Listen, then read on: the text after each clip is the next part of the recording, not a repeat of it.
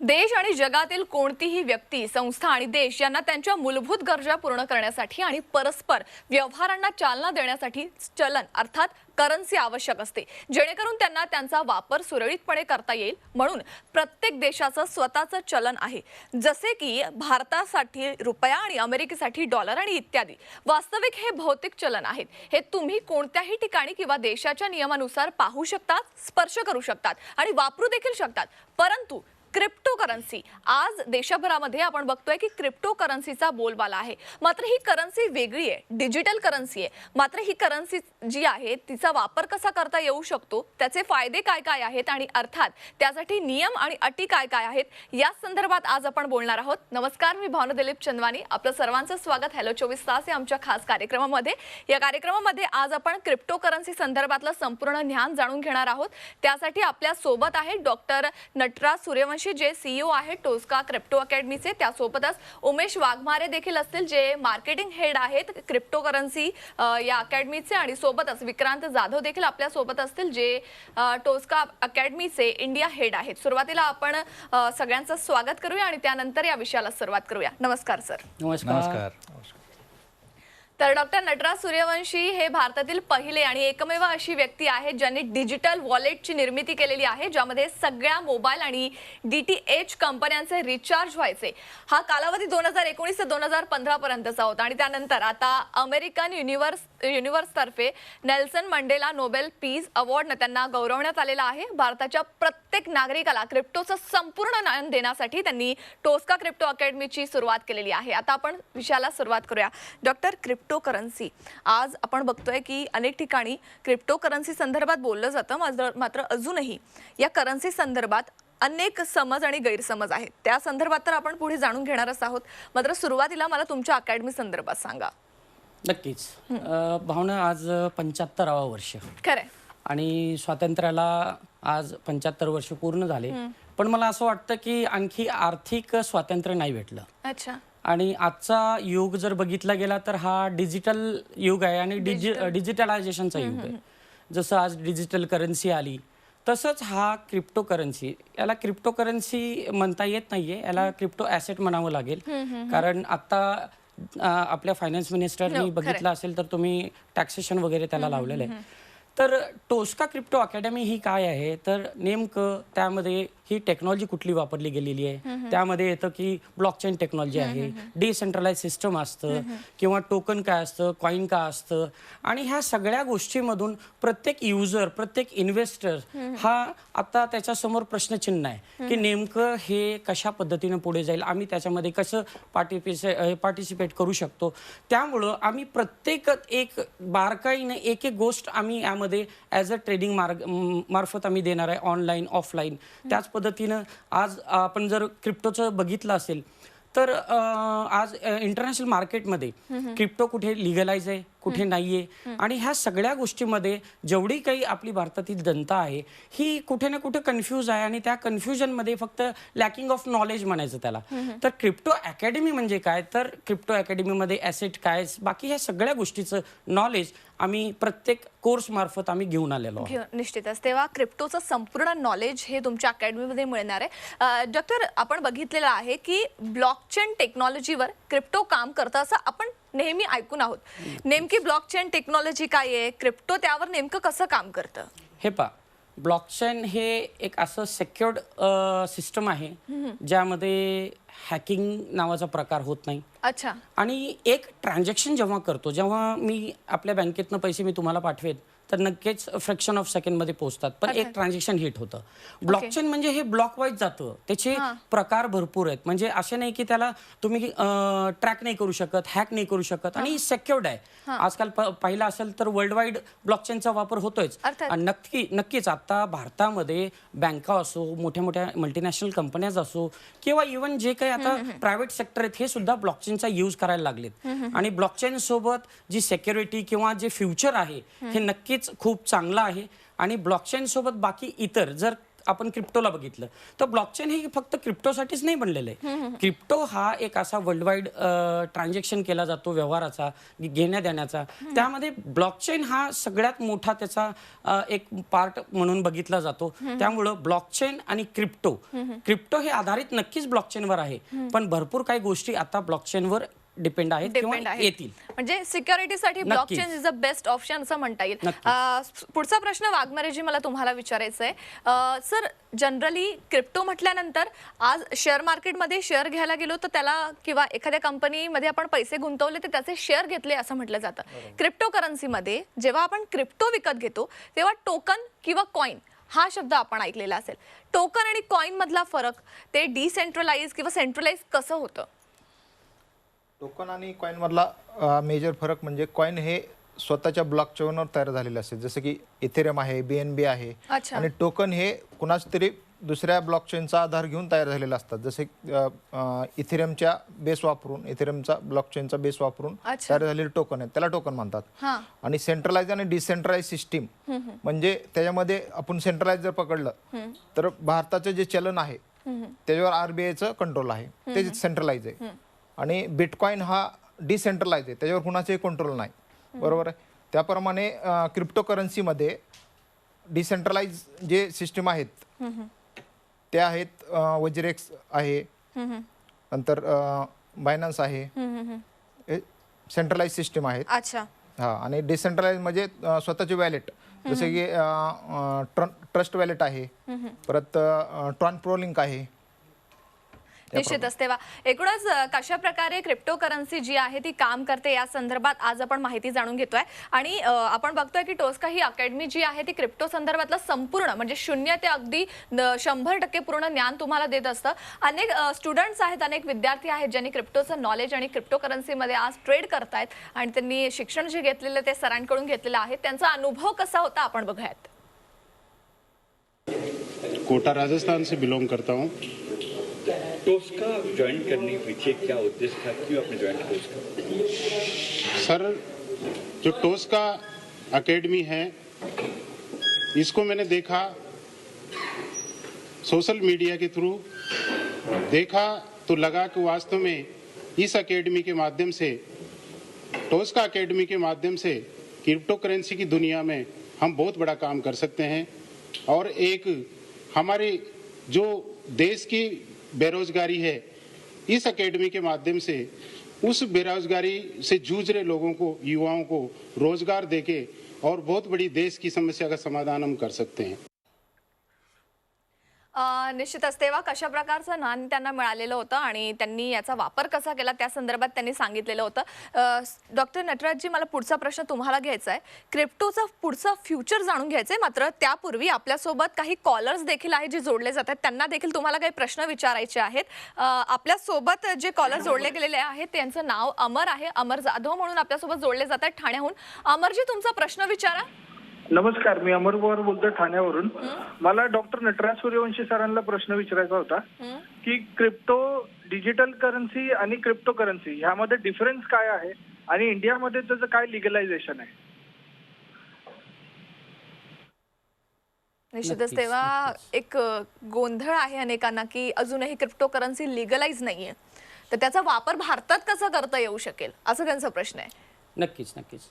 अमरजी, असं आहे, first of all आपण जर पाहिलं तर डिजिटल करन्सी म्हणजे जसं आपण पेटीएम वॉलेट यूज करतो, याला RBIचं एक कुठेतरी बाउंडेशन आहे, लिगलायझेशन आहे.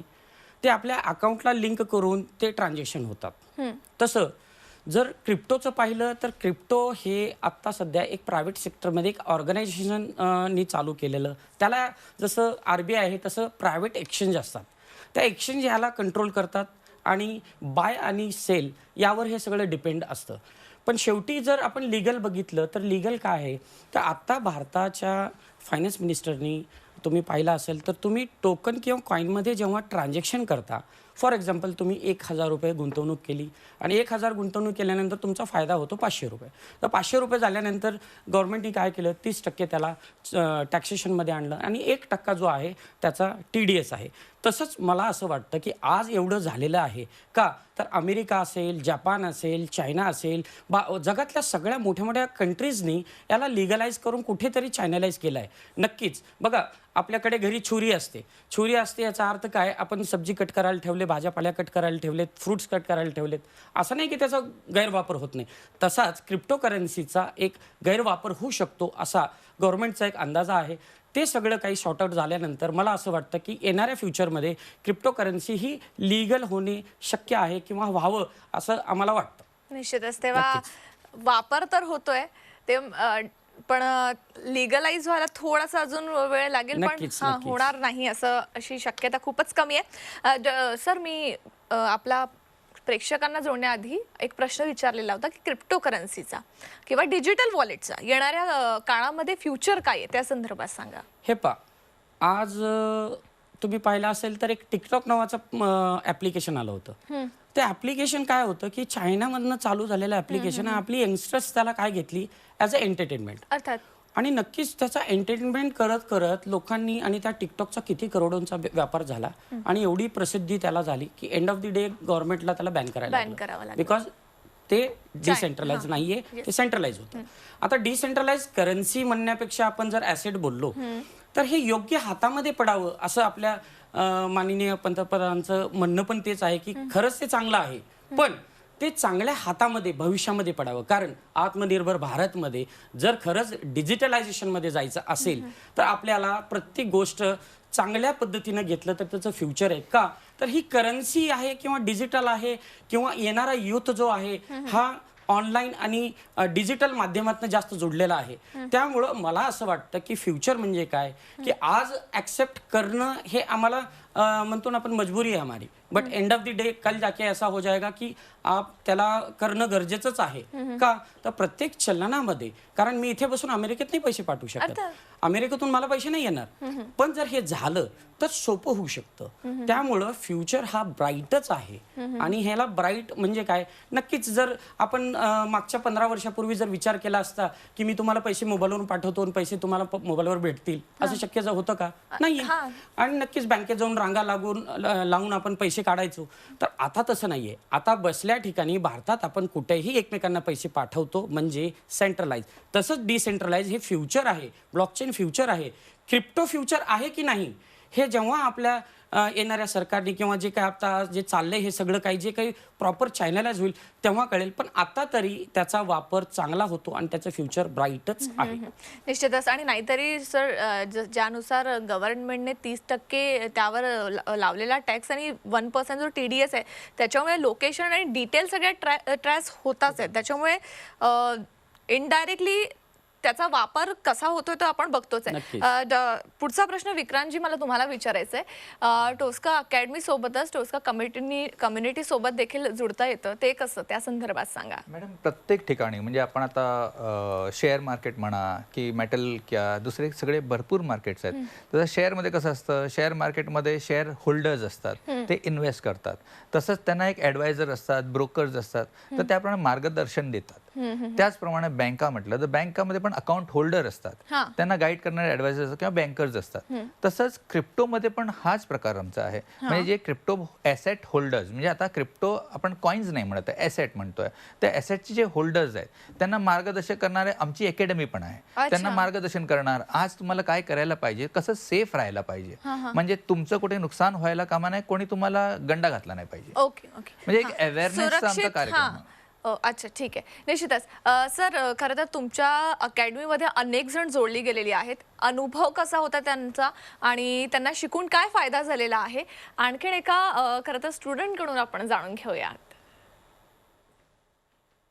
टोस्का क्रिप्टो एकेडमी ऐसा एक प्लेटफॉर्म है कि इंडिया में सबसे बड़ा जो बीमारी होता है वो बीमारी का नाम है गरीबी, और बीमारी को दूर करने के लिए पैसों की ज़रूरत होती है.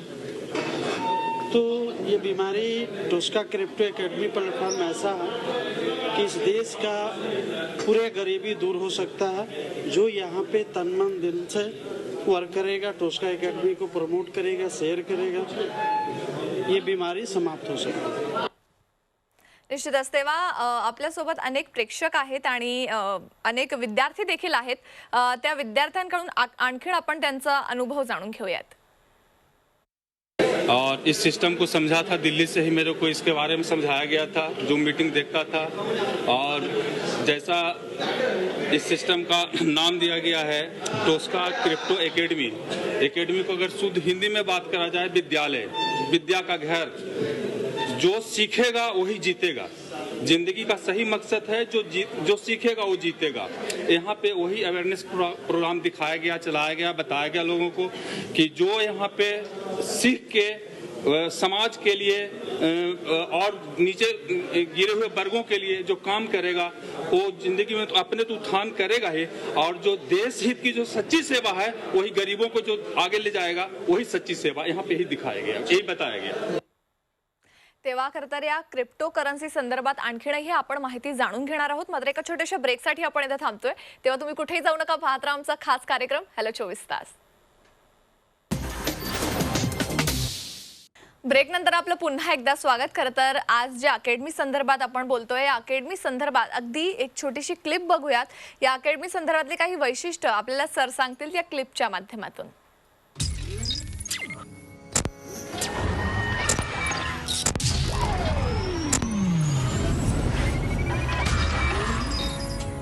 नमस्कार दोस्तों, आज मैं आपको दुनिया के सबसे बड़े डिजिटल करेंसी के बारे में बताना चाहता हूँ, और वो है क्रिप्टो करेंसी। एक दौर था जब हम अनाज के बदले कपड़े लेते थे या कपड़ों के बदले बर्तन लेते थे, और इसे हम बार्टर सिस्टम कहते थे। और उसके बाद गोल्ड और मेटल के सिक्के आए, जिसको हमने आदान प्रदान का माध्यम बनाया। और उसके बाद आया नोट, और नोट में भी 1 से लेकर 2000 रुपए तक आए, और साथ ही साथ प्लास्टिक और डिजिटल करेंसी आई। और अब आई है नए जमाने की क्रिप्टो करेंसी। ये एक ऐसी करेंसी है जो डिजिटल इंटरनेशनल मार्केट में चलती है। क्रिप्टो करेंसी डिमांड और सप्लाई के ऊपर निर्भर है, जो कि इसके लेन देन से इसकी कीमत बढ़ती है। इसे ब्लॉकचेन और डिसेंट्रलाइज सिस्टम के तहत मैनेज किया जाता है, और इसमें आप अपना पैसा शॉर्ट टाइम और लॉन्ग टाइम के लिए इन्वेस्ट कर सकते हैं, जिससे आपको अच्छा मुनाफा भी मिल सकता है। और इसे आप डिजिटली डिपॉजिट और ट्रांसफर भी कर सकते हैं। आज से 10 साल पहले बिटकॉइन जो 1000 या 2000 कीमत पर मिलते थे, आज वही बिटकॉइन 50 लाख रुपए तक पहुंच गया है, और आने वाले समय में यही बिटकॉइन करोड़ों में जाने वाला है। ये होता कैसे है, चलिए इसके बारे में जानते हैं। दोस्तों, ये सब दुनिया के बड़े बड़े बिजनेसमैन, इन्वेस्टर्स और ट्रेडर्स लॉबी की वजह से होता है। हाँ, आपने सही सुना, ट्रेडर्स। दोस्तों, आज मैं आपको एक ऐसे सिस्टम के बारे में बताने जा रहा हूं जो आपके सपनों को और आपको फाइनेंशियली स्टेबल कर सकता है, और उसका नाम है टोस्का। टोस्का एक सोबतच याच अकॅडमीमध्ये शिक्षण घेतलेल्या आणखीन एका विद्यार्थ्याचा आपण अनुभव जाणून घेऊयात. आजच्या काळानुसार जसं एक इंडस्ट्रियल युग आलं होतं, एक ॲग्रिकल्चर युग आलं होतं, आता एक क्रिप्टो युग येते. पण ह्याला समजण्यासाठी आपल्याला एक अशा अकॅडमीची गरज आहे की जी properly pure heartedly correct information समाजापर्यंत देईल, आणि त्याच्यापासून येणाऱ्या युवकांचा, येणाऱ्या पिढीचा पूर्णपणे एक नवीन करन्सी कसं ॲक्सेप्ट करणार आहे किंवा ॲसेट ॲक्सेप्ट करणार आहे, ह्याला कसं समजून घ्यायचं याचं करेक्ट मार्गदर्शन देणार आहे. नटराज सर, पुढचा प्रश्न मला तुम्हाला विचारायचा आहे. अगदी थोडक्यात मला या प्रश्नाचं उत्तर हवं आहे. टोस्का अकॅडमीमध्ये तुम्ही शिक्षण तर देतात, लेकिन सोबतच या अकॅडमीमध्ये सर्वसामान्य व्यक्तीला जोडता देखील येतं, असोसिएट देखील होता येतं. ते कसं शक्य आहे? हे आता 9 ते 10 राज्यांमध्ये टोस्का क्रिप्टो अकॅडमी पोहोचलेली आहे. अच्छा. आणि आमचे जिकडे तिकडे असोसिएट आहेत, जसे आता तुम्ही पाहिलं, हे सगळ्या लोकांनी आपलं एज्युकेशन घेऊन ट्रेड करतायत, किंवा त्यांना कळतं की कुठे इन्व्हेस्ट करायचं, कुठे नाही करायचं, काय करायला पाहिजे. तर आता आम्ही ऑनलाईन आणि ऑफलाईन अशा माध्यमातून आम्ही लोकांपर्यंत पोहोचतो. आता एक आम्ही 28 तारखेला आम्ही 28 ऑगस्टला एक इव्हेंट ठेवला आहे, म्हणजे कार्यशाळा वर्कशॉप म्हणू शकतो. तिथे फिजिकली आमचा पहिला क्रिप्टो अकॅडमीचा कोर्स होता. त्यामध्ये दिलेल्या नंबरला जर तुम्ही कॉल केला तर ते माहिती देतील.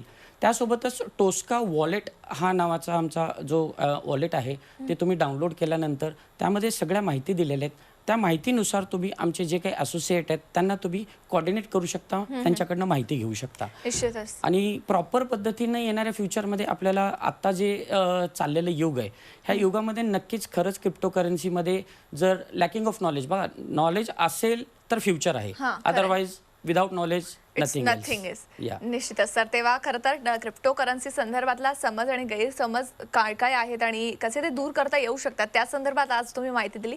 तुम्ही सगळेजण आपल्यासोबत त्या ठिकाणी जोडले गेलात त्यासाठी खूप खूप धन्यवाद. नमस्कार, धन्यवाद. थँक्यू.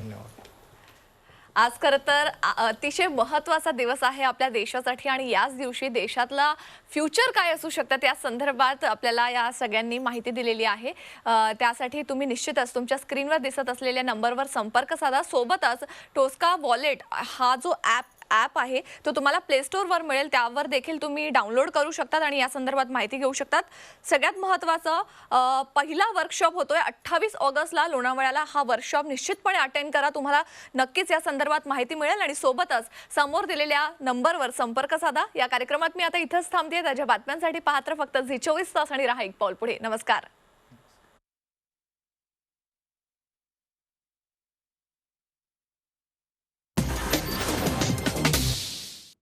छत्रपतींचा विचार म्हणजे